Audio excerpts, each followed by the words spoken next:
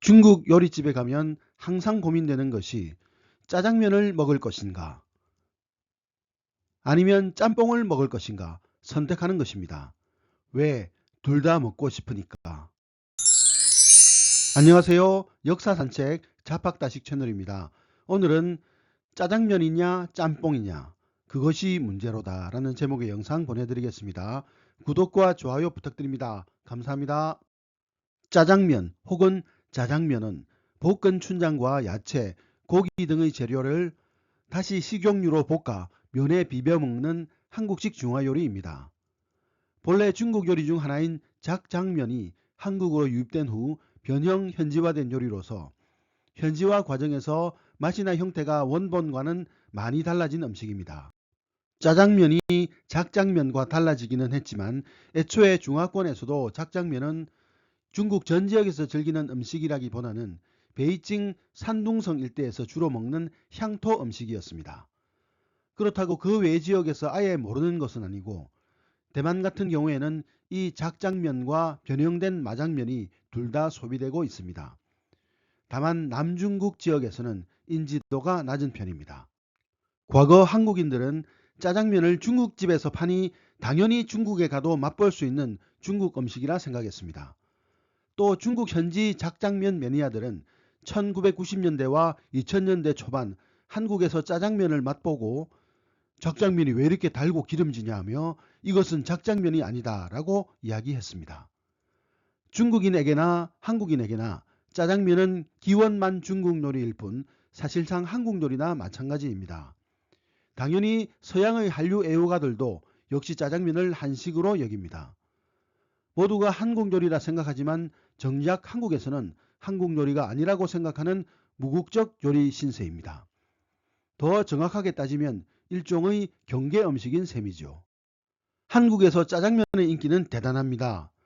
역사적으로도 이미 100년을 넘긴 전통성 있는 음식이며 치킨과 더불어 배달 음식의 양대 산맥이며 짬뽕, 탕수육과 함께 중국집 3대 메뉴 중 하나입니다. 중국집에서 가장 많이 선택되는 메뉴는 단연 짜장면으로 음식점의 여타 메뉴를 가볍게 압도하는 선호도 1위입니다. 20세기부터 대중들은 짜장면이라고 더 많이 불렀으나 당시 표준어에서는 자장면만이 바른 표현이고 짜장면은 틀린 표기로 규정했습니다. 때문에 대중들 사이에선 이를 개정해야 한다는 목소리가 제기되었고 많은 사람들이 짜장면을 짜장면이라 부르지 못하는 현실을 안타까워했습니다. 물론 현실에서는 짜장면이라 써도 큰 문제가 된 것은 아니었습니다. 당시 학교에서 표준어에 대해 설명할 때 교사들이 사례로 자주 드는 용어이기도 했습니다. 그러다 결국 2011년 8월 31일 국립국어원에서 짜장면도 표준어로 인정했습니다. 짬뽕의 유래에 대해서도 몇 가지 설이 있는데 군산에서 화교들이 운영하는 중국집에서 팔던 산둥식 초마면에 고춧가루를 넣어 매운 초마면을 만들었는데 이게 개운한 해장 음식을 찾던 군산 시민들에게 인기를 끌어 짬뽕이 되었다는 설이 있고 중국 푸젠성의 탕육 사면에서 기원하여 일본 화교를 한번 거치고 한국 화교를 통해 정착해서 지금의 형태가 되었다는 설이 있습니다.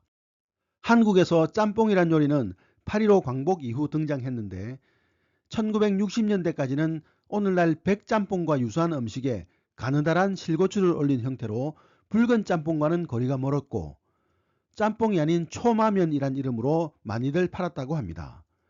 그런데 1970년대 들어 매운 음식이 인기를 끌게 되자 몇몇 점주들이 아예 고춧가루에 고추기름까지 넣은 붉은 짬뽕을 만들어 팔게 되는데 이게 인기를 끌면서 1980년, 90년대에 들어 전국화되어 지금의 한국식 짬뽕이 대중화됩니다.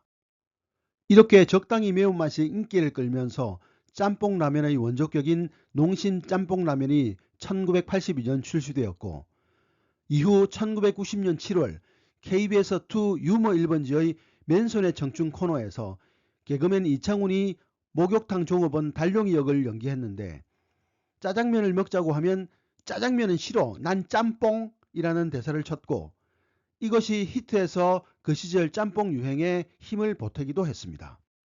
한국의 짬뽕은 붉은 국물을 트레이드마크로 한국화 토착화되어 중국식, 일본식과 차별화됩니다.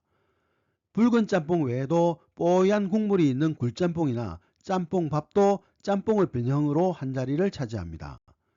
그 외에 홍합이나 전복 등 수산물을 강조한 것도 있으며 국물이 적은 볶음짬뽕도 등장하고 간짬뽕, 오징어 짬뽕 등 인스턴트 제품이 시판되기도 합니다. 21세기 들어 변형이 무궁무진하게 이루어졌고 지금도 변형이 진행 중에 있습니다.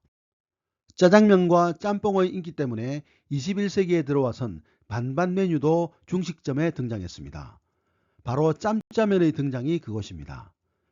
저와 같이 짜장면과 짬뽕을 둘 다 좋아하는 사람들에겐 그야말로 희소식이 아닐 수 없습니다. 오늘 이야기 재미있으셨나요? 감사합니다.